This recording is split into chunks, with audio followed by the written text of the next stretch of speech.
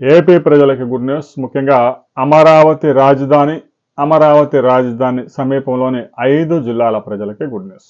Amaravati outer ring రోడ్డుకి సంబంధించి 190 కిలోమీటర్ల ఔటర్ రింగ్ రోడ్డుకు సంబంధించిన కీలకమైనటువంటి అప్డేట్ వచ్చింది. ఇప్పటికే మొత్తం డిపిఆర్ సిద్ధమైంది.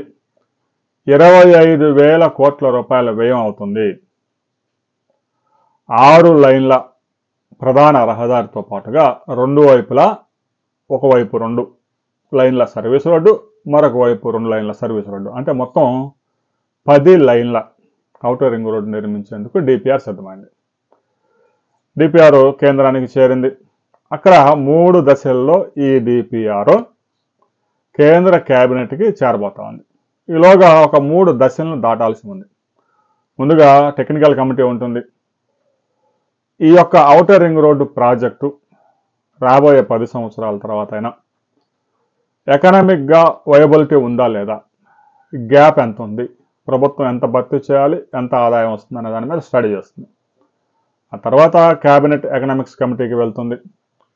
అక్కడ పరిశీలన జరిపి ఆమోదం పొందిన తర్వాత క్యాబినెట్లో ఆమోదం పొందాల్సి ఉంది. ఇక 25,000 కోట్ల రూపాయల ఈ ప్రాజెక్టు వ్యయం మొత్తాన్ని కేంద్ర ప్రభుత్వం భరించబోతా ఉంది.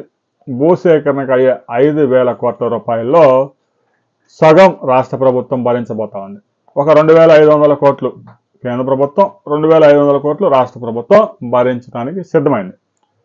ఇక 25,000 కోట్ల రూపాయల ప్రాజెక్టులో రాష్ట్ర జీడిపికి సంబంధించి రాష్ట్ర ప్రభుత్వం రద్దు చేసింది. ఇక ఔటర్ రింగ్ రోడ్డు ప్రాజెక్టు సంబంధించి మరో నెల రోజుల్లోనే ఈ 3 కమిటీలు ఆమోదం తెలిపి నెక్స్ట్ టెండర్స్ పిలిచే ప్రక్రియకి సిద్ధమవుతున్నారు. ఇక భూమి సేకరణకు సంబంధించి నోటిఫికేషన్ కూడా విడుదల కాబోతా ఉన్నాయి. ఇప్పటికే 5 జిల్లాల్లో 121 గ్రామాల్లో ఏ సర్వే నెంబర్లో ఏ రైతు భూమి ఎంత ఔటర్ రింగ్ రోడ్డుకి తీసుకుపోతా ఉన్నారు అనే వివరాలు స్పష్టంగా ఆన్లైన్ చేశారు. ఇక ఆ ప్రాంతాల్లో రిజిస్ట్రేషన్లు కూడా రద్దు చేశారు.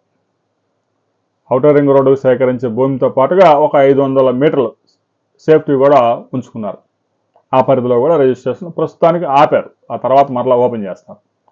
రాబోయే కొద్ది రోజుల్లో ఔటర్ రింగ్ రోడ్డుకు సంబంధించి కేంద్ర ప్రభుత్వం, కేంద్ర కేబినెట్ ఆమోదం తెలిపిన తర్వాత ఇక టెండర్స్ పిలవడమే తర్వాయి.